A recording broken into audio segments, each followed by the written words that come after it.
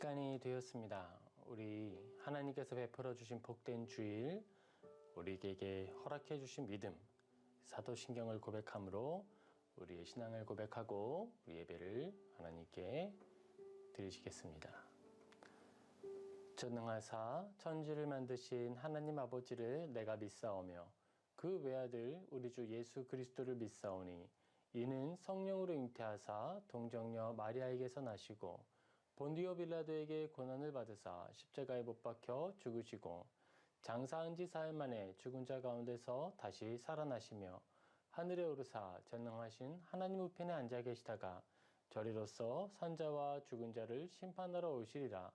성령을 믿사오며 거룩한 공회와 성도가 서로 교통하는 것과 죄를 사하여 주시는 것과 몸이 다시 사는 것과 영원히 사는 것을 믿사옵나이다. 아멘.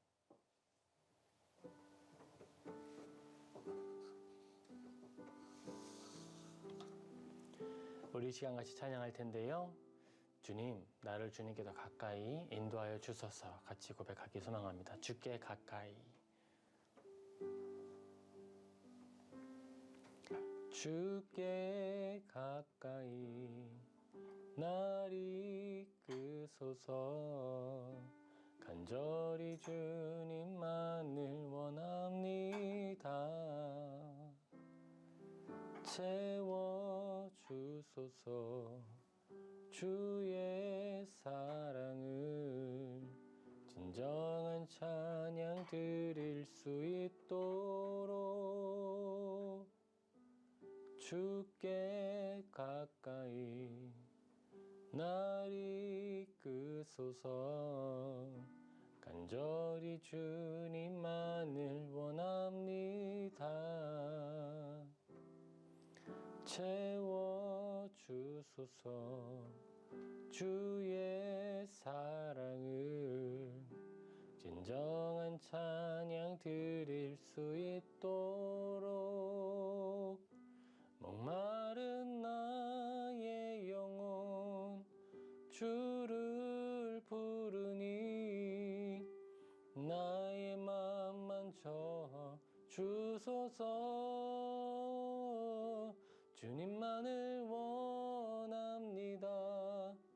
더 원합니다. 나의 맘 만져 주소서 목마른 나의 영혼 주를 부르니 나의 맘 만져 주소서 주님만을 원합니다. 더 원합니다. 나의 맘 만져 주소서 주께 가까이 날 이끄소서 간절히 주님만을 원합니다. 채워주소서 주의 사랑을 진정한 찬양 드릴 수 있도록 주께 가까이 날 이끄소서 간절히 주님만을 원합니다. 채워주소서 주의 사랑을 진정한 찬양 드릴 수 있도록 목마른 나의 영혼 주를 부르니 나의 맘 만져 주소서 주님만을 원합니다. 더 원합니다. 나의 맘 만져 주소서. 아멘. 우리 같이 기도하겠습니다. 우리 기도할 때에요, 이렇게 기도하면 좋겠습니다. 하나님, 우리가 주님의 사랑에 매이게 하여 주옵소서. 그리고 주님의 임재 안에 머물게 하여 주옵소서. 우리 주님 나를 붙들어 달라고 같이 기도하며 나아가겠습니다. 아버지 하나님,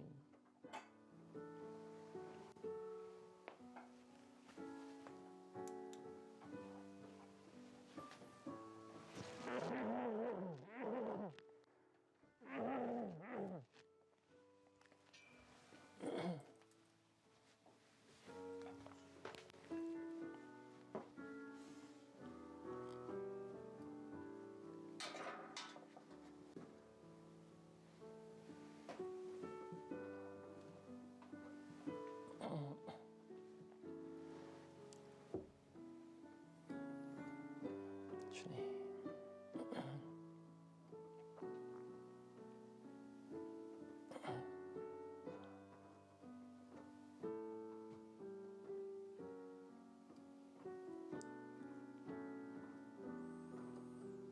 우리를 주님 안에 머물고 또 주님만을 높이는 자들 되게 하여 주옵소서. 이 모든 것 우리 주 되신 예수 그리스도 이름으로 기도합니다. 아멘. 네, 우리 시간같이 살펴볼 성경 본문 말씀은요, 요한 1서 2장 15절에서 17절입니다. 요한 1서 2장 15절에서 17절 제가 봉독하겠습니다. 이 세상이나 세상에 있는 것들을 사랑하지 말라. 누구든지 세상을 사랑하면 아버지의 사랑이 그 안에 있지 아니하니. 이는 세상에 있는 모든 것이 육신의 정욕과 안목의 정욕과 이생의 자랑이니 다 아버지께로부터 온 것이 아니요 세상으로부터 온 것이라. 이 세상도 그 정욕도 지나가되 오직 하나님의 뜻을 행하는 자는 영원히 거하느니라. 아멘. 우리 이 시간 우리 성경 살펴보겠습니다. 이 성경을 살펴볼 때 우리는요, 행복에 대해서 생각을 해보려고 해요. 행복한 삶이 무엇인가 라는 것이죠. 우리가 이 주제를 생각하게 된 데는요, 좀 배경이 있습니다. 우리가 지금 살아가는 시대에 어려움이 많이 있죠. 특별히 어떤 어려움이 있으면 우리의 마음을 아프게 하는 큰 사건이 하나 있었습니다. 아동학대에 대한 사건이었어요. 그 사건의 내면을 외형적으로 나타난 결과를 봤을 때에도 마음이 아픈 일이고 우리에게 있어서 정말 큰 사건이었는데 그 내면을 열고 살펴봤을 때 그 아픔이 더 커진다라는 거죠. 어떤 이들은 자기의 이름을 높이려고 또 자기의 이름을 내려고 또는 내가 이 정도로 행복한 사람입니다 라고 드러내기 위하여서 한 영혼을 착취하고 한 영혼을 아주 짓밟는 어려움이 있었습니다. 더 나아가 그 일을 행한 사람이 믿음을 가지고 있다라고 스스로 말하는 사람이라는 점에서 우리는 더 충격을 겪게 되는 것이죠. 요한일서 2장 15절 17절에는 이렇게 기록이 되어 있습니다. 이 세상이나 세상에 있는 것들을 사랑하지 말라. 이 땅을 사랑하지 말라는 것인데요. 그 말씀에 비추어서 이 시대 그리고 우리들의 마음을 한번 점검해 보기를 소망합니다. 우리는 질문을 몇 가지를 던지고 그 질문에 답을 하는 방식으로 성경을 살펴볼 거예요. 행복은 무엇인가요? 라고 질문을 하고 싶습니다. 그리고 행복은 어떻게 우리가 감각할 수 있습니까? 라고 질문해 볼게요. 그리고 잘못된 행복은 또 무엇인지 생각해 볼 것입니다. 마지막으로 진정한 행복이 무엇인지 살펴보면서 정리를 하려고 해요. 먼저 하나씩 살펴봅시다. 행복은 무엇일까요? 행복은 무엇이라고 말합니까? 사실 이렇게 말할 때, 저 같은 경우에 뭐 경험이라든지 뭐 많은 것들이 부족하잖아요. 그래서 제가 가지고 있는 어떤 생각이 뭐 전체다 이렇게 말할 수는 없을 거예요. 그럼 우리가 어떻게 알 수 있을까? 그러면 아무 말도 하지 않아야 하는 것일까? 그게 아니라 우리는 책을 통하여서 믿음의 삶을 살았던 또는 충분한 고민의 시간을 살아왔던 사람들을 통하여서 알 수 있는 거예요. 그리고 그 드러난 지식을 성경에 비추어 봄으로써 정말 맞는지 바른 길을 갔는지 확인할 수 있을 겁니다. 이 시간 우리가 행복이 무엇인가요? 라고 질문을 할 대상은요, 톨스토이 선생님이에요. 톨스토이 선생님의 인생론이라고 하는 책에 이 질문과 답을 주고받으면서 우리 한 걸음씩 걸어가려고 합니다. 톨스토이는 이렇게 말합니다. 행복에 모순이 있다고 말해요. 그것은요, 행복의 주체자, 행복을 느끼는 주체자는 개인인데 그 개인에게서만 행복이 있는 것처럼 스스로 생각한다는 거예요. 일단 그것이 모순의 시작이라고 이야기를 합니다. 자기 자신의 생명에 대해서 인식을 하는 감각, 그 생명의 감각을 바로 행복의 첫 시작으로 다루고 있는 거예요. 살아있는 것과 죽어있는 것, 이 둘 중에 더 행복에 가까운 상태는 살아있는 것이다 라고 출발을 하는 것으로 생각할 수 있겠죠. 우리에게 있어서 존재한다 라고 하는 것 자체가 행복이라는 거예요. 일리가 있는 말이라고 생각합니다. 그리고 또 계속해서 이야기합니다. 타인의 생명에 대해서는 모조 생명이라고 판단한다. 이 말은요, 우리가 나의 생명을 존중하고 나의 가치를 높게 여기는 만큼 다른 이들의 생명도 그렇게 여겨주면 좋은데, 그것이 우리가 말하는 보편적인 이성에 따른 도덕이잖아요. 나를 그리고 이웃을 똑같이 생각하는 것. 그리고 우리의 자유가 모든 것을 다 허용할 수 있는데 어디까지 있죠? 한계가 있죠. 다른 이의 자유를 침해하지 않는 것까지가 우리의 자유가 갖는 범위잖아요. 우리의 자유가 넘치고 넘쳐서 다른 이의 자유를 막 침해하고 짓밟고 억압해요. 그럼 어떻게 돼요? 그것은 자유가 아니라고 합니다. 또 뭐 있죠? 자유라고 할 때에는요, 방종하고는 차이가 있어요. 자유는 그 자유를 지키고 서로 공유하기 위한 원리와 원칙들이 있습니다. 톨스토이는 행복에 대하여서도 이런 이야기를 하고 있는 거예요. 이 톨스토이가 하고 있는 질문의 가장 중요한 이야기는 그것이었습니다. 나의 행복을 위해서는 타인의 생명도 수단으로 여길 수 있을까? 그런데 아니라는 거예요. 우리가 행복을 누리고 가지고 살아갈 때에 절대로 놓칠 수 없는 것이 있는데 그것은 타인의 행복이라는 겁니다. 우리가 이 부분에 있어서 굉장히 진지하게 마음을 담아두어야 합니다. 다른 사람의 불행을 우리는 행복한 것으로 받아들일 수가 없는 거예요. 우리의 마음에 비추어 보죠. 우리가 다른 이의 고통당하는 모습을 볼 때에 왜 화를 냈습니까? 다른 이의 아픔 겪는 일을 볼 때에 왜 눈살을 찌푸리게 될까요? 그것은 나의 행복이 아니고 나와 관계가 없는 사람이지만 심지어 내가 한 번도 만난 적이 없고 손을 뻗어본 적도 없는 사람이지만 안타까운 사연, 아픈 일들, 부조리한 일들이 그 자체가 우리의 마음 가운데에 행복을 저해한다는 거예요. 방해하는 요소가 된다는 거예요. 톨스토이는 여기에서 한 가지를 찾아냅니다. 그것은 행복이라는 것은 나 혼자서만 누릴 수 있는 게 결코 아니다라는 거예요. 행복이라는 단어 그 자체에 나의 행복과 나의 이웃의 행복이 담겨 있는 것으로 해석합니다. 저는 참 이게 통찰력 있는 해석이라고 생각을 해요. 우리에게 있어서 우리의 행복은요, 나의 자아 실현, 그것만으로만 완성되지 않습니다. 나의 자아 실현을 위해서 타인을 착취한다. 그것은요, 그것은 오류에 가까운 거예요. 오류를 만들어내는 거예요. 행복이라고 하는 것은 우리의 마음을 통해서 우리가 얻어질 수 있는 거예요. 우리의 마음은 그 감각은 객관적이죠.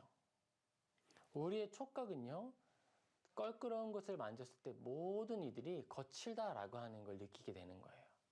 나의 상황이나 상태, 이해, 지식, 어떤 높고 낮음의 어떤 차이들에 관계없이 촉각, 감각이라고 하는 것은 똑같은 것을 느끼게 됩니다. 이제 그것을 해석하는 데 있어서는 차이가 있을 수 있겠죠. 행복은 어떻게 감각할 수 있습니까? 라고 질문을 던져볼 때에 우리는 행복을 마음을 통해 감각합니다. 라고 답을 할 수 있을 거예요. 그리고 행복은 우리의 영혼의 방향성입니다. 왜냐하면 우리의 모든 영혼, 지식적인 능력과 또 사색의 능력, 그 모든 것, 기억의 능력, 모든 것들이 이 행복을 추구하게 되어 있어요. 우리는 살면서 불행을 추구하지 않습니다. 나를 막 흉악하게 만들거나 나를 어려운 일에 자처해서 버리는 일을 즐거움으로 여기지 않는 거예요. 어떤 이들이 그런 일을 할 때에는 이런 것이죠. 영화나 많은 것들을 통해서 확인할 수 있죠. 자신을 향한 미움, 나 자신을 내가 용서하지 못하는 일들 때문에 나를 비참한 환경에 던져놓는다거나 뭐 또 내가 가지고 있는 어떤 미움을 자신을 해치는 것으로 표현하는 그런 모습들도 보게 됩니다. 그런데 건강한 자아와 우리가 가지고 있는 일반적인 이해 안에서 사람은 자기가 원하는 것을 하는데 원하는 그 일은 왜 일어나느냐? 내가 그것을 하면 행복해질 것이라 믿기 때문에 하는 거예요. 우리가 공부를 할 때에 나의 시간을 쪼개고 나의 피곤한 몸을 채찍질해서 책상에 앉아 열심히 공부하는 이유 무엇입니까? 향상심이죠. 나를 더 높은 자리로 이끌어 놓겠다라는 말이에요. 그리고 학원에 많은 선생님들이 독려하는 말들이 있습니다. 행복을 위해서 오늘을 사용하라는 거예요. 나 자신을 절제시키고 나에게 찾아오는 어떤 고통스러운 상황까지도 극복해내도록 하는 것이 바로 우리에게 있는 행복을 추구하려는 열정입니다. 그리고 그것은 마음을 통해 감각할 수 있는 것이죠. 그리고 이러한 행복을 추구하는 우리의 마음의 경향은 사실 법으로도 정해져 있어요. 대한민국의 헌법은 행복 추구권이라는 것을 가지고 있습니다. 사람에게 누구나 주어지는 기본권 중에 하나죠. 안락하고 만족스러운 삶을 추구할 수 있는 권리를 의미하고요. 고통이 없는 상태나 만족감을 느낄 수 있는 상태를 실현하기 위한 실현하는 권리입니다. 우리는 이렇게 이야기를 했죠. 모든 존재는 다 동일한 생명이다. 생명을 가지고 있는 것이 생명이 없는 것보다 더 나은 행복의 상태이다 라고 이야기를 했어요. 그리고 또 무엇입니까? 그 행복은 우리나라 헌법에서 보장하고 있는 한 개인, 모든 생명체, 모든 사람의 권리이다 라고 이야기를 하는 거예요. 그렇게 봤을 때 아동학대는 어떤 것이죠? 자기의 행복 추구권에 대하여서 변론하거나 이야기하거나 당당하게, 아니 동일하게 어떤 의미에서는 똑같은 말들로 고백할 수 없다 하더라도 보편의 영역에서 추구되어야 할 것들이 그에게 있어야 한다는 거예요. 무엇이 있을까요? 생명을 잃어버리지 않을 최소한의 권리. 죽는 것이 자기의 모든 행복을 잃어버리는 일이라 라고 이야기를 했을 때에 우리는 그 생명을 보존하는 것 자체가 행복 추구권의 실행이다라고 이야기를 할 수 있을 겁니다. 그런 의미에서 아동에 대해서 아동이 그러면 가난한 가정에서는 행복 추구권이 박탈되니까 그 가정에서는 양육권을 빼앗아 와야 하는가 이렇게는 이야기하면 안 되는 거죠.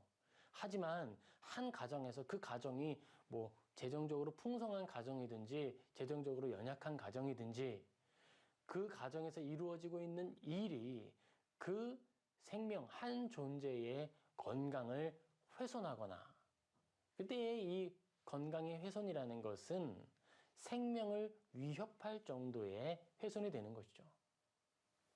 한 가정에서 이루어지고 있는 어떤 일들이 그 개인의 행복, 최소한의 행복, 그 생명에 대한 권리를 훼손하는 일에는 가지 않도록 해야 한다는 거예요. 우리가 여기에서 최저점을 이야기하는 이유가 있습니다. 그것은 아까 이야기했던 우리가 행복을 추구할 때에 우리의 행복을 스스로 제한하는 일들이 있기 때문에 그런 거예요. 무엇이죠? 우리가 우리의 더 나은 삶을 위해서 우리의 수면 시간을 줄이거나 우리가 충분히 놀고 싶고 놀 수 있어요. 유튜브를 막 이용할 수 있어요. 그러나 그 시간을 제한하는 것조차 있을 수 있다는 거죠. 왜냐? 그것은 더 큰 행복을 추구하기 위한 수단이니까. 그것처럼 가정 안에서도 훈육이라는 것이 이루어질 수 있습니다. 우리 안에 있는 죄악의 본성들이 있죠. 나쁜 본성들이 있어요. 나의 행복을 위해서 다른 이의 자유를 제한하려고 하고 침해하려고 하는 것이 인간의 본성이거든요. 그러한 악한 본성을 치료하는 과정이 가정 안에서 이루어지는데 그것이 교육입니다. 막 때를 부리고 악을 쓰고 올바르지 않은 것을 추구하면서 행복이라 여기는 잘못된 것들에 대해서는 교육을 하는 거예요. 우리가 이 부분에서 잘못 생각하게 되면 훈육 자체를 가정에서 배제하게 되는데, 그러면 그것은 더 큰 행복을 박탈하는 오히려 행복의 침해가 일어날 수 있는 거예요. 그렇기 때문에 가정 안에서 이루어지는 일들에 대해서는 우리가 자율권을 보장하되 어디까지만요? 그 생명에 위협을 가하는 일이 있어서는 안 되는, 바로 거기까지 우리는 생각을 해야 하지 않나, 해야 한다라고 이야기하는 겁니다. 우리에게 있어서 행복이라는 것은 사람의 마땅히 추구하는 것이고 누가 알려주지 않아도 바라는 것인데, 그 일들을 올바르게 행할 수 있도록 도와줘야 한다는 것이죠. 자, 그럼 여기서 자연스럽게 세 번째 질문으로 이어져 갑니다. 그렇다면 잘못된 행복은 무엇인가요? 잘못된 행복은요, 우리가 이야기를 했죠. 타인의 자유와 타인의 행복을 제한하거나 억압하거나 행복함을 독점하기 위하여서 다른 이들의 모든 행복을 제한하는 일들을 이야기하는 거예요. 인생에서 우리가 구분해야 할 것이 있는데 그것은 행복과 쾌락의 구분입니다. 행복은 쾌락이다, 이렇게 가면 절대 안 되는 거예요. 그 둘은 함께 존재할 수 없습니다. 쾌락은 행복을 파괴하는 것이거든요. 행복이 죄로 인해 부패하게 되면 쾌락을 만들어내는데, 이 쾌락은 행복을 훼손하면서 그를 자신을 증식시키는 거예요. 쾌락이 증식할수록 행복은 줄어듭니다. 쾌락이 우리 안에 커질수록 행복감은 적어지는 거예요. 자, 디모데후서 3장 2절에서 5절에 이렇게 기록이 됩니다. 너는 이것을 알라. 말세에 고통하는 때가 이르러 사람들이 자기를 사랑하며 돈을 사랑하며 자랑하며 교만하며 비방하며 부모를 거역하며 감사하지 아니하며 거룩하지 아니하며 무정하며 원통함을 풀지 아니하며 모함하며 절제하지 못하며 사나우며 선한 것을 좋아하지 아니하며 배신하며 조급하며 자만하며 쾌락을 사랑하기를 하나님 사랑하는 것보다 더하며 경건의 모양은 있으나 경건의 능력은 부인하니 이 같은 자들에게서 내가 돌아서라. 어떻게 말하죠? 이러한 때가 온다, 이러한 시기가 오는데 이러한 시기의 내용이 무엇이냐면 고통당하는 때가 온다는 거예요. 자, 우리가 행복을 절제하기도 한다라고 했습니다. 큰 행복을 위해서. 그런데 고통은 좀 다른 문제예요. 고통하는 때가 온다라고 하는데 그 고통하는 때의 특징 중에 가장 우리가 확인해 볼 것이 있죠. 그것은요, 쾌락 사랑하기를 하나님 사랑하는 것보다 더하며 그러는 거예요. 어거스틴은요, 이 모든 세상을 이야기할 때에 구분을 좀 합니다. 모든 피조물과 어떤 대상들, 개체들을 구별하면서요, 사용해야 할 것과 향유해야 할 것을 구별합니다. 사용이라고 할 때에는요, 우리의 행복을 위하여서 그야말로 임의대로 활용하는 거예요. 우리의 행복을 위해서 소모적으로 사용할 수 있는 것들을 의미한다 말할 수 있겠죠. 그리고 향유합니다 라고 하는 표현을 합니다. 그것은요, 누리는 거예요. 즐긴다는 거예요. 그런데 이 향유하는 것은요, 그것 자체로 행복을 누리는 거예요. 그것 자체 안에 안주하는 거예요. 사용하는 건 무엇이죠? 사용하는 건 그것 자체에 안주하지 않습니다. 사용하는 것 자체가 목적이 되지 않아요. 행복이 되지 않아요. 그래서 모든 피조물들 안에서 모든 것들은 사용해야 할 것과 향유해야 할 것으로 구별을 한다는 거예요. 이 구별은 굉장히 탁월한 구별입니다. 자, 우리가 돈을 예로 들죠.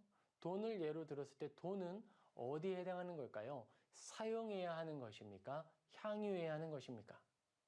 돈 자체에 안주하고 그것에 만족하고 그것 자체를 즐거워합니까? 그것은 죄입니다. 아우구스틴이 이야기합니다. 사용해야 할 것과 향유해야 할 것을 잘못 구분하는 것도 죄에 해당하는 거예요. 그리고 그것을 잘못 사용할 때 그것이 죄를 이루는 것입니다. 우리가 만약에 도구를 향유하거나 향유해야 할 대상을 사용하면 또 잘못된다는 거예요. 자, 어떤 것들이 있을까요? 사용해야 할 것들에는요, 이 세상의 모든 것들을 이제 구분을 하는데요. 이렇게 구분을 하는 거예요. 무생물이 있습니다. 그리고 생물이 있습니다. 지성이 없는 생물이 있습니다. 그리고 지성을 가진 생물, 사람이 있습니다. 그리고 지성을 가진 존재, 천사가 있죠. 그리고 지성을 가진 온전한 분, 하나님이 계십니다. 그렇게 구분을 하는 거예요.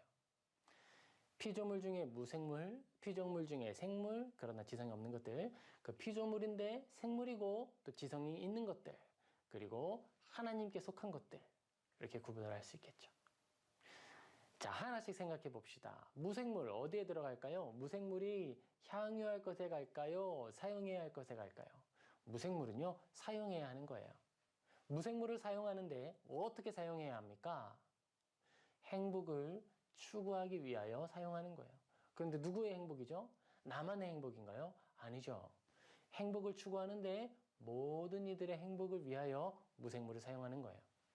자, 그리고 생물들이 있습니다. 살아있으나 지성이 없는 것들. 사용해야 합니다. 그렇죠? 향유하는 것 아니죠. 사용하는데 어떻게 해요? 모두의 행복을 위해서 사용하는 거예요. 자, 그러면 이성이 있는 생물, 사람은 어떻게 할까요? 사람을 사용하는 것입니까? 우리의 행복을 위해서? 아니죠. 우리가 살펴보았죠? 우리의 행복은요, 내 이웃의 행복을 포함하는 거예요. 한 사람이 행복을 추구할 때에 다른 사람의 행복을 침해하면서는 결코 얻을 수가 없는 거예요.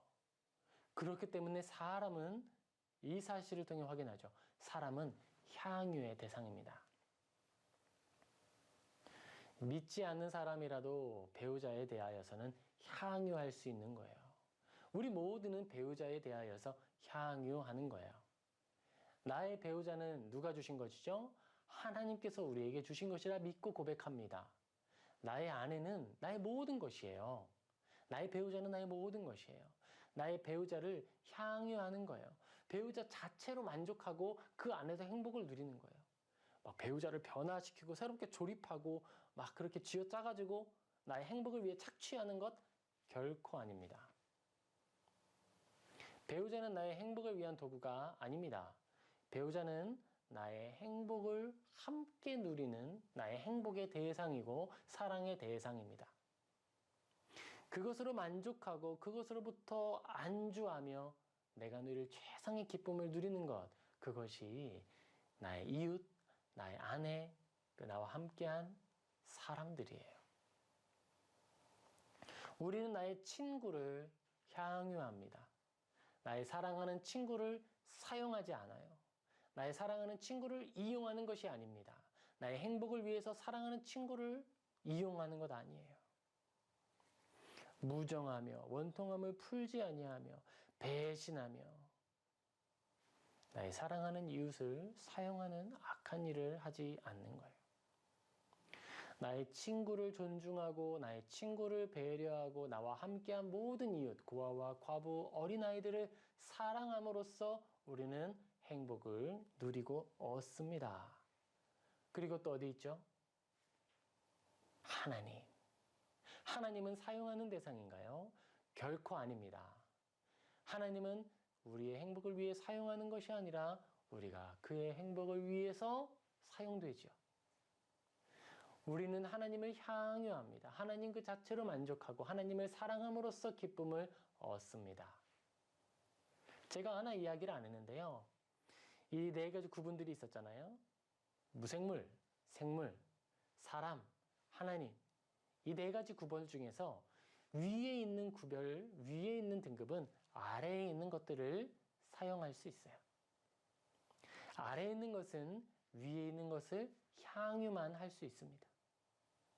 결코 사용할 수 없고 사용하는 것은 죄가 되는 거예요. 무생물이 있습니다. 무생물에 대하여서 생물들이 그것들을 사용하죠. 초식동물이 식물을 이용하는 것과 같고 또 초식동물들이 나뭇가지를 주어서 새들이 나뭇가지를 주어서 둥지를 만드는 것과 같아요. 자신의 행복을 위하여서 자신의 생명 보존을 위하여서 나뭇가지를 활용할 수 있죠. 돌을 주워다가 무엇인가를 만드는 그런 행동들도 가능한 거예요. 동물들이. 행복은 무엇이라고 했습니까? 죽어있는 것보다 살아있는 것, 생명을 추구하는 것 자체가 행복이라고 이야기했습니다. 동물들도 마찬가지예요. 동물들도 자신의 생명을 추구하면서 행복을 누리는 거예요. 그리고 그 하위에 있는 것들을 사용함으로써 자신의 만족을 누립니다. 바다에 사는 어떤 개들이 있습니다. 꽃게들이요. 그리고 어떤 물고기들이 있어요. 그 물고기들은요, 모래를 팝니다. 이렇게 파서 거기에 막 돌을 몇 개 갖다 놓고 그걸 뭐로 해요? 자기의 신혼방을 만들어 놓는 거예요. 우리가 볼 땐 어때요? 그냥 물속이고 물속에 물고기일 뿐인데 물속에 물고기가 웅덩이를 만들어 놓고 그 안에서 행복을 누리는 거예요. 번식을 하고 생명을 증진시키면서 기쁨을 누리는 거예요. 그것이 그 존재에게 허락된 행복이죠. 사람도 그와 같습니다. 우리에게 주어진 것을 사용하고 활용하면서 행복을 누리고 또 지성을 가진 존재에게 복을 받아서 더 기쁜 일을 행하는데 그게 뭐예요? 나와 나의 이웃을 통해 관계를 통해 행복을 얻을 수 있는 거예요. 오직 사용함을 통해서만 행복을 얻는 것이 아니라 관계를 통해 소통함을 통해 향유함을 통해 행복을 얻을 수 있어요. 얼마나 아름다운지요. 잘못된 행복은요, 바로 이 부분에 문제가 생기는 겁니다. 향유해야 할 대상을 사용하는 거예요. 나의 성욕을 위해서 이성을 사용합니다.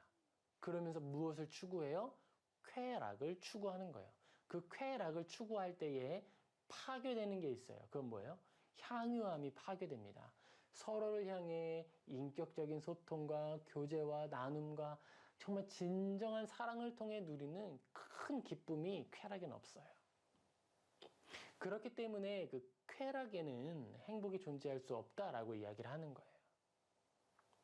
행복을 추구하지만 고통당하는 때가 온다라고 디모데후서가 이야기를 하고 있는 겁니다. 세상은 행복이라고 이야기를 합니다. 돈을 향유해라. 돈 자체에 안주해라. 돈이면 무엇이든지 할 수 있다 이야기합니다. 그런데 그것은 거짓입니다. 우리에게 있어서 가장 큰 행복을 빼앗아가는 말이에요. 돈은 사용해야 하는 거예요. 돈은 사용해야 하는데요. 어떻게 사용하죠? 행복을 위해서 사용해야 하는 거예요. 그런데 그 행복은요, 이건 아니에요. 돈을 사랑하며 그것은 행복이 아니에요. 돈을 자랑하며 그건 행복이 아니에요. 돈으로 인해 교만하며 행복이 아니에요. 돈으로 인해 다른 사람을 비방하며 넌 노력하지 않았으니까 그만큼 얻지 못하는 거야. 넌 지혜롭지 못하니까 그거보다 얻지 못하는 거야. 올바르게 사용하는 것이 아니고 행복이 아닙니다. 그렇게 이야기하거나 자랑하거나 돈을 사랑할 때 어떤 즐거움을 느낄 수 있겠죠. 그게 뭐예요? 쾌락이에요. 돈의 쾌락입니다. 배신하며 조급하며 자만하며 쾌락을 사랑하기를 하나님 사랑하는 것보다 더하며 쾌락을 돈으로 바꿔볼까요? 돈 사랑하기를 하나님 사랑하는 것보다 더하며 그것이 뭐예요? 고통당하는 때의 증거라고 말합니다. 잘못된 행복을 추구하는 모델들이 있습니다. 우리가 잘 아는 영화죠. 설국열차라는 영화가 있어요. 거기에 잘못된 행복을 추구하는 것에 대한 묘사가 시각적으로 잘 되어 있어요. 상류층과 하류층을 나누는 그런 기차의 칸들이 있습니다. 그런데 가장 앞칸에 살고 있는 사람들이 행복을 누릴 수 있는 방법이 뭐예요? 고통당하는 사람들의 칸을 저 뒤로 미루어서 보이지 않게 하는 거예요. 그리고 그들이 다가와서 그들의 비참함을 이야기할 수 없도록 막는 거예요. 우리의 행복은 타인의 불행을 통해 얻을 수 없으니까, 타인의 불행이 나를 불행하게 만드니까 보지 않는 거예요. 끊어내는 거예요. 약육강식이라고 하는 논리적 벽을 만들어서 타인의 불행을 당연한 것으로 치부해버리고 보지 못하는 것처럼 타협하도록 만듭니다. 양심이라는 것이 기능하지 못하도록 마취제를 쓰는 거예요. 그래야 타인의 고통이 나의 행복을 훼손하지 않으니까. 설국열차의 칸의 세로로 긴 모습은요, 고통당하는 이들과 즐거움만을 원하는 자들의 거리를 멀게 함으로써 행복을 누리겠다라는 거예요. 그런데 이 고통당하고 있는 사람들이 점점 행복한 자들에게 다가옵니다. 그때에 어떤 걸 만나게 되죠? 어두운 터널을 지나는 하나의 칸을 만나는데 거기에는요, 칼과 창과 무기가 있는 거예요. 고통당하고 있는 자들이 행복만 추구하는 자들에게 다가오지 못하도록 칼을 휘두릅니다. 고통당하는 자들이 큰 폭력 앞에서 좌절할 수밖에 없도록 만드는 것이죠. 그리고 그 칼을 들고 있는 사람들은 어떤 것이죠? 이 행복한 자들에게 기생해서 가까운 것, 행복에 가까이 살고 있다라고 자위하면서 스스로 행복한 줄 여기는 거예요. 한국의 검찰이 이런 역할을 하고 있다라고 생각합니다. 불의한 일들을 계속할 수 있도록, 이 행복하다고 여기는 사람들이 불의한 일들을 계속할 수 있도록 칼과 창으로 보호하는 거죠. 그리고 자기들은 뭐 하죠? 나는 이 행복한 사람들과 가까이 있으니 나도 행복할 거야. 스스로 속입니다. 그러나 말하죠. 다른 사람들의 불행은 나의 행복을 훼손하는 거예요. 검찰은 가장 올바르게 모든 사람의 행복을 위하여 권한을 행사함으로써 이 땅의 행복을 증진시키고 그로써 자기의 행복을 추구할 수 있어요. 다른 방법이 없어요. 장모님의 죄를 덮어내고 그러면 행복할까요? 아니요, 불행합니다. 그것은 쾌락일 수는 있으나 행복일 수는 없습니다. 창세기 11장 3절에서 8절에 이 설국열차는 세로로 길게 만들죠. 그런데 그 다른 모델이 창세기에 등장합니다. 창세기 11장 3절에서 8절. 서로 말하되 자 벽돌을 만들어 견고히 굽자 하고 이에 벽돌로 돌을 대신하여 역청으로 진흙을 대신하고 또 말하되 자 성읍과 탑을 건설하여 그 탑 꼭대기를 하늘에 닿게 하여 우리의 이름을 내고 온 지면에 흩어짐을 면하자 하였더니 여호와께서 사람들이 건설하는 그 성읍과 탑을 보려고 내려오셨더라. 여호와께서 이르시되 이 무리가 한 족속이요 언어도 하나이므로 이같이 시작하였으니 그 후로는 그 하고자 하는 일을 막을 수 없으리로다. 자 우리가 내려가서 거기서 그들의 언어를 혼잡하게 하여 그들이 서로 알아듣지 못하게 하자 하시고 여호와께서 거기서 그들을 온 지면에 흩으셨으므로 그들이 그 도시를 건설하기를 그쳤더라. 이게 뭐예요? 바벨탑이죠. 바벨탑을 만드는데요. 바벨탑이 그냥 뭐 우리 몇 층 석탑 이렇듯이 그냥 탑을 만든 게 아니에요. 아파트를 만드는데요.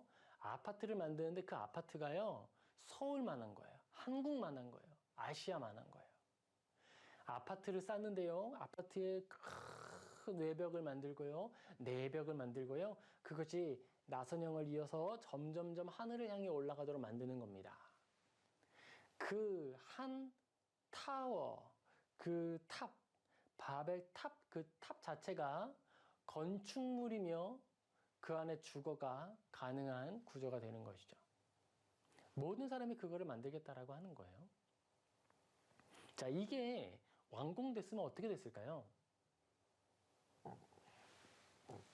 이 지면에 있는 많은 건물들이 세로로 쌓였다고 생각할 수가 있는 것이죠. 그리고 또 어떻죠? 하나의 조직이 존재합니다. 하나의 조직이 존재하는데 하나의 조직이 모든 사람들을 통제하는 거예요. 무엇을 위해서? 하나의 목적을 위해서. 탑을 건설한다라고 하는 하나의 목적을 위해서. 얼마나 무서운 일이 나타날 수 있었을까요? 목적도 있어요. 모든 사람이 해야만 하는 일이다라고 하는 목적도 있어요. 근거도 있어요. 홍수를 면할 거다라고 하는 정당성도 있어요. 정당성과 목적을 앞에 두고 모든 것이 수단화될 수 있는 겁니다. 그리고 그러면 그 상층, 탑의 상층은 모든 사람이 함께 거주할 수 있을까요? 탑은요, 구조상 어떻게 돼야 돼요? 탑이 아래는 좁고 위로 갈수록 넓어질 수가 있을까요? 물리 법칙을 따라서 탑은 무조건 아래가 넓고 커야 위로 높아질 수가 있는 거예요. 이 말은 뭐예요? 많은 사람들을 지배해야만 소수의 사람들이 높은 곳까지 올라갈 수 있는 거예요. 바벨탑은 그 기본 구조 자체가 지배적이고 타협이 없으며 그 안에 수평적 긍휼이 존재할 수 없는 구조인 거예요. 그러니 하나님께서 바로 찾아오셔서 그 악이 구조화되기 전에 그것을 흩어주신 거예요. 사람의 이 행복의 추구에 대한 욕구는요, 얼마나 강렬한지 나 혼자만 할 수 없잖아요? 연합합니다. 자꾸 연합해요. 자, 우리가 행복을 위해서 힘을 모으자. 너 능력 있네? 이리 와라. 너도 힘이 있네? 이리 와라. 나는 아이디어가 있어. 범죄의 카르텔이 만들어집니다. 우리의 행복을 위해 다른 모든 것들을 사유화하고 도구화하도록 하자라고 법을 만들어낼 수도 있는 거예요. 구조 악이라 부르고 카르텔이라고 부르기도 합니다. 정치와 검찰이 합쳐져서 카르텔을 만들면 그러게 되는 거예요. 죄를 지어도 판결하지 않을게. 우리가 너희들을 위한 법을 만들어 줄게. 서로 공생하는 것이죠. 악의적 공생을 통해서 둘만의 행복을 만들어내려고 하는 거예요. 그런데 어떻습니까? 그것은 행복이 아니라 쾌락이라고 이야기하는 거예요. 마지막입니다. 진정한 행복은 그러면 무엇입니까? 제가 반복해서 말하고 있습니다. 진정한 행복은 이웃의 행복을 포함하는 것이고 나의 행복뿐만이 아니라 우리 모두의 행복을 향하는 것. 바로 그것이 진정한 행복이다라고 이야기합니다. 요한일서 2장 15절에 17절입니다. 이 세상이나 세상에 있는 것들을 사랑하지 말라. 누구든지 세상을 사랑하면 아버지의 사랑이 그 안에 있지 아니하니. 이는 세상에 있는 모든 것이 육신의 정욕과 안목의 정욕과 이생의 자랑이니 다 아버지께로부터 온 것이 아니요 세상으로부터 온 것이라. 이 세상도 그 정욕도 지나가되 오직 하나님의 뜻을 행하는 자는 영원히 거하느니라. 아멘. 바로 여기에 행복의 비밀이 담겨 있습니다. 우리는요, 진정한 행복을 얻기 위하여서 세 가지를 피해야 합니다. 그 세 가지는요, 본문에 나오는 거예요. 육신의 정욕입니다. 우리는 행복을 추구하기 위하여서 육신의 정욕을 피해야 합니다. 우리의 육신의 정욕은 우리의 행복을 협력하기 위해 존재해야 할 의미가 있는데요. 그 육신의 정욕 자체가, 정욕이라는 표현 자체가 절제의 선, 적정의 선을 넘어서는 것을 말하는 거예요. 육체의 욕구가 적절한 선을 넘어서까지 타인을 도구화하는 데까지 가게 되면 그 순간 뭐예요? 그것은 범죄가 된다는 거예요. 그러면 육신의 그 정욕, 육체의 욕구가 온전히 해소되는 것은 어디일까요? 그것은요, 아내, 배우자, 나의 배우자 안에 만족하고 배우자를 사랑하는 도구로 사용될 때 바로 육신의 욕구가 올바르게 행복을 위해 추구되는 거예요.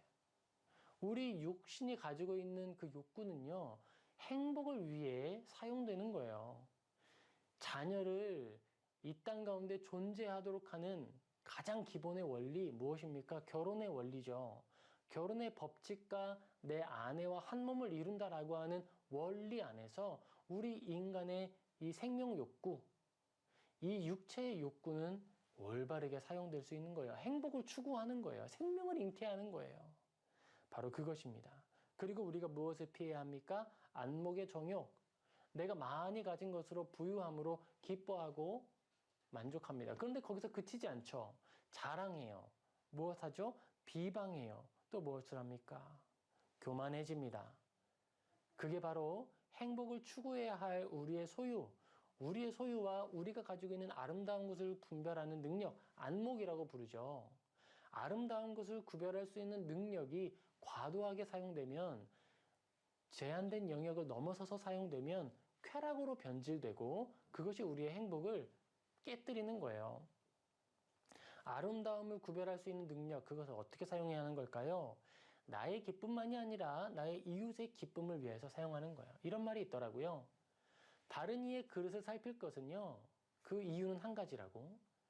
내가 더 많이 가졌다는 것을 확인하고 우월감에 젖기 위해 다른 사람의 그릇을 확인하는 것이 아니라 다른 사람이 얼마나 부족한지 확인하기 위해서 그 시선을 활용하라고요. 우리의 안목은 내가 많이 가졌다라고 자랑하고 만족하고 그것을 쾌락적으로 사용하기 위해서 사용하는 것이 아니라 저 사람은 갖지 못했네. 저것은 아름답지 않네. 내가 섬겨야겠다. 도와야겠다. 세워야겠다. 나누어야겠다. 우리의 안목은 나의 만족감을 위해서 사용되는 것이 아니라 타인 또는 다른 대상의 부족함을 채우기 위한 도구로 사용할 때의 행복을 만들어낸다는 거예요. 그것이 행복을 추구하는 안목의 사용입니다. 자, 이생의 자랑, 그건 뭘까요? 우리가 살아갈 때에 살면서 얻어지는 어떠한 업적들이 있습니다. 우리가 생명을 추구하면 업적을 얻게 돼요. 어떤 이들은요, 많은 것을 소유해서가 아니라 슬기롭게 대처해야 하는 것으로, 어떤 이들은요, 부지런하게 살아왔던 것으로 그들의 자랑을 얻을 수 있어요. 업적을 만들어내요. 바벨탑을 쌓아서 내가 바벨탑의 꼭대기층에 살던 사람이야. 막 그게 자랑이 되면 안 되겠죠. 우리가 가지고 있는 우리에게 허락된 재능을 성실하게 사용해서 무엇인가를 이루어낼 수 있습니다. 그것이 우리의 기쁨이 되고 우리의 영광이 될 수 있어요. 그런데 그게 쾌락적으로 사용돼서는 안 된다는 거예요.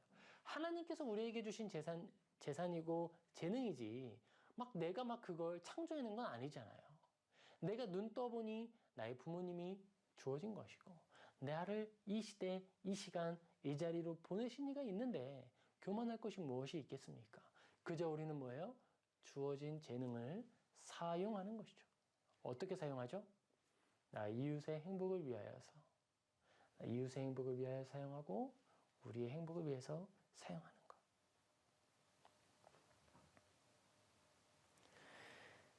이 세상을 살아가는 우리들이 세상에 속하지 않는 것은요, 하나님의 원리를 따라 모든 것을 사용할 때 얻을 수 있는 거예요.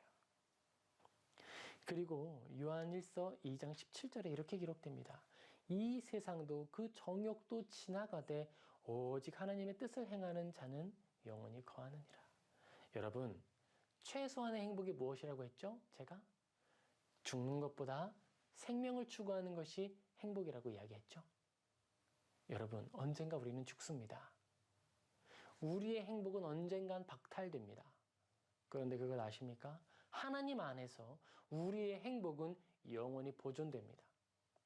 내가 사랑하는 아내를 향유하여 아내와 함께 누리는 그 행복이 영원히 가는 거예요. 어떻게 해요? 하나님 안에서.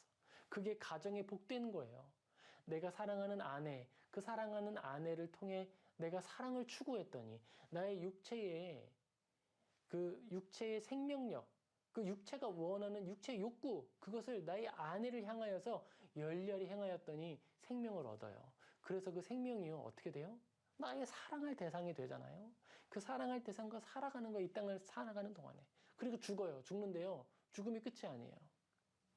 주님 안에 영원히 살아가는 거예요. 누구와 함께?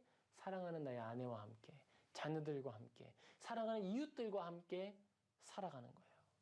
그게 바로 진정한 행복의 추구입니다. 영원한 행복의 추구입니다. 그렇기 때문에 이 땅 가운데서 우리는 행복을 절제하는 일이 싫지 않은 거예요.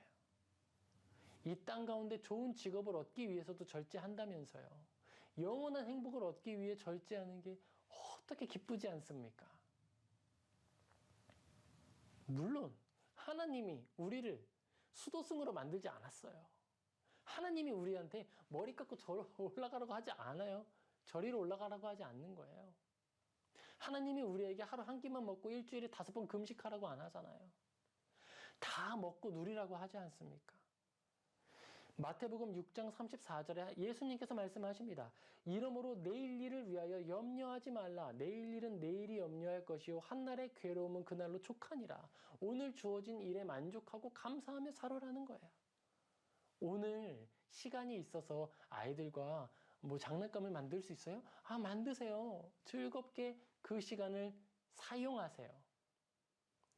사랑하는 자녀의 그 존재를 향유하세요. 사랑하는 자녀 존재 안에 안주하시고 사랑하는 자녀의 그 존재로부터 만족감을 얻으십시오. 그런데 자녀를 사용하지 마세요. 나의 영적인 교만함을 위해서 자녀를 핍박하고 사용하지 마십시오. 내가 이 정도 되는 사람이야 라고 높이기 위해서 양육권을 얻어서 사람을 입양해 놓고서 고통스럽게 만들어요?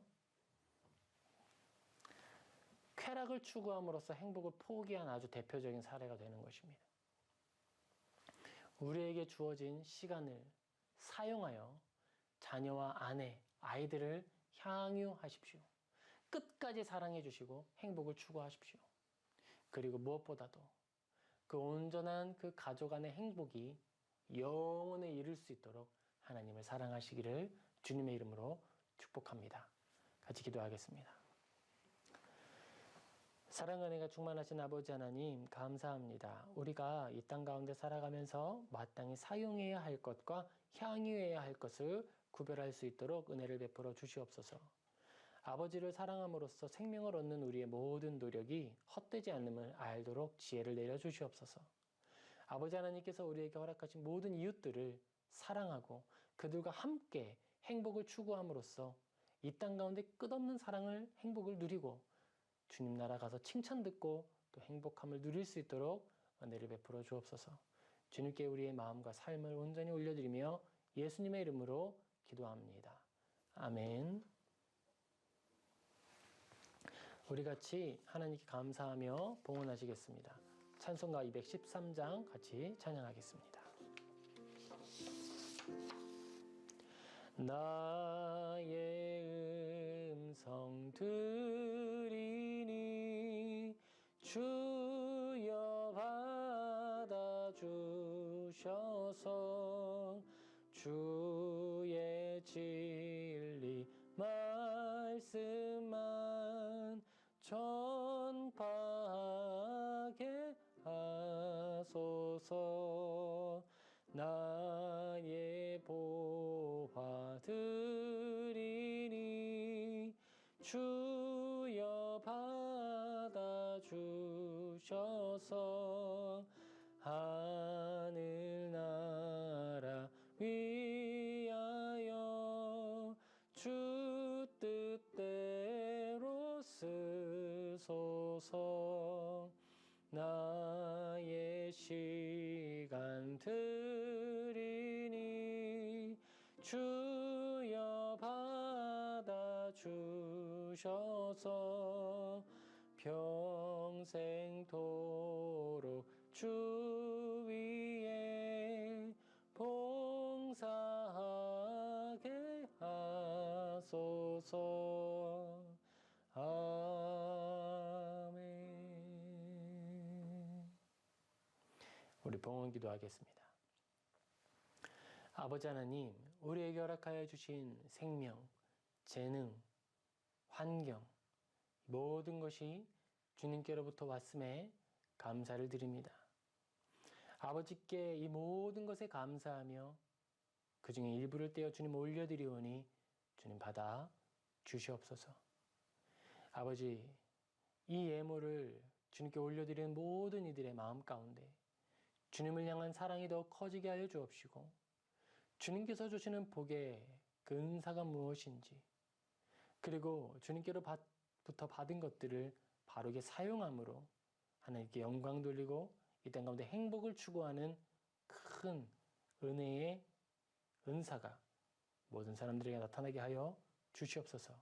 또한 올려드리는 예물에 30배, 60배, 100배의 은혜로 주님 채워주시고 갚아주시며, 주님은 베풀어 주시는 분이시고 모든 것의 주권자이심을 아는 영광스러운 지식을 알도록 도와주시옵소서. 주님 또한 예물을 준비하지 못한 이들을 불쌍히 여기시고 은혜를 베푸시고 믿음을 더하시며 하나님께 모든 것을 올려드리고 또한 주님께로부터 왔음을 고백함으로 얻는 만족감과 위로와 기쁨을 그들도 알도록 도와주시옵소서. 이 예물이 사용되는 자리마다 복음이 전파되게 하여 주옵시고, 넘어진 자들이 세움을 얻게 하시고, 하나님 안에 믿음이 성장하며 사랑하는 자녀들이 더 큰 복을 얻고 또 이 땅 가운데 행복이 증진되는 일이 나타나게 하여 주시옵소서. 허투루 사용됨이 없도록 도와주시고 선이 사용되는 그 지혜를 더하여 주시옵소서. 주님께 이 모든 것에 감사하며 예수님의 이름으로 기도합니다. 아멘. 축도하겠습니다. 이제는 주 예수 그리스도의 은혜와 하나님의 사랑과 성령의 교통하심이 이 자리에 함께 모여 선한 행복을 추구하는 모든 이들의 머리 위에 이제부터 영원토록 항상 함께 있을지어다. 아멘.